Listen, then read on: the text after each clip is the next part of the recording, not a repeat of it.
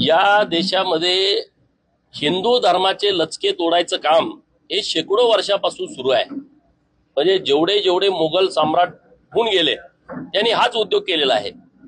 मुलींचं छळ करणं, त्यांना शोषण त्यांचं करणं, महिलांचं शोषण करणं, त्यांचं धर्मांतरण करून घेणं, लव जिहाद सारखा प्रकार करणं, बोर्ड जिहाद सारखा। मालेगावला तुम्ही बघितलं 1,93,000 मतानं पुढे असणारा आपला खासदार तिथं गेल्याच्या नंतर 1,97,000 पुढच्या माणसाला मतं पडतात आणि यांना फक्त 3-4 हजार मतं पडतात। वोट जिहाद।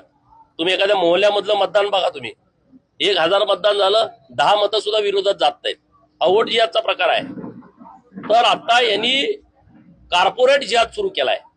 गावाकडच्या लोकांना जे फसवत होते, आता आयटी मध्ये काम करणाऱ्या मुली ज्यांना एकदम लक्ष देऊन त्यांची भरती होण्यापासूनच सुरुवात आणि त्याला टार्गेट केलं गेलंय। आणि हे जे टीसीएसचं प्रकरण नाशिक मध्ये पुढे आलंय त्यामध्ये 9 मुलींनी तर डायरेक्ट एफआयआर दाखल केलेली आहे। एक तर मुलगा आहे, त्याचं धर्मांतरण केलं, त्याचा व्हिडिओ तुमच्या सगळ्या चॅनलवरती कालपासून चालू आहे। तर ही बाब अतिशय गंभीर आहे। हे मोठं षडयंत्र आहे, त्याच्या खोलामध्ये जाण्याची आवश्यकता आहे। आणि नाशिक पोलिसांचं कौतुक आहे, त्यांनी त्या निशा म्हणून जी एचआर होती पुण्यामध्ये बसायची, ती या सगळ्याचं मूळ सूत्रधार आहे। तर सगळ्यांच्या वरती कारवाई नाशिक पोलीस करताय। माननीय मुख्यमंत्री महोदय यांचं बारीक लक्ष या प्रकरणावरती आहे। काल पण त्यांनी या सगळ्या बाबतीचा आढावा घेतलेला आहे आणि हे रोज प्रकरण वाढायला लागलेले आहे। अहिल्यानगर जिल्ह्यामध्ये तर तुम्हाला माहित आहे किती प्रकरण घडतायत, रोज रोज रोज नवीन प्रकरण घडतायत।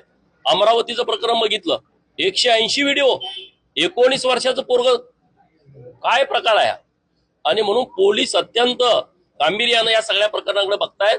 माझी विनंती आहे मुलींच्या आई वडिलांना, माझी विनंती आहे मुलीच्या भावाला, आणि माझी विनंती आहे आमच्या सगळ्या ताईंना की तुम्ही अतिशय काळजीपूर्वक राहावा। हा राजकारणाचा भाग नाही, हा हिंदू मुसलमान करण्याचा भाग नाही, हा भाग आहे हिंदू धर्माचं रक्षण करणं आणि आमच्या आया बहिणींची अब्रू वाचवणं। त्यांना कोणी हॅरॅश करू नये, त्यांचा गैरवापर करून त्यांना परत मोठ्या प्रमाणात त्रास देऊ नये, एवढाच आमचा हेतू आहे। त्यामुळे त्यांनी खूप सतर्क राहावं अशी विनंती आपल्या माध्यमातून आहे।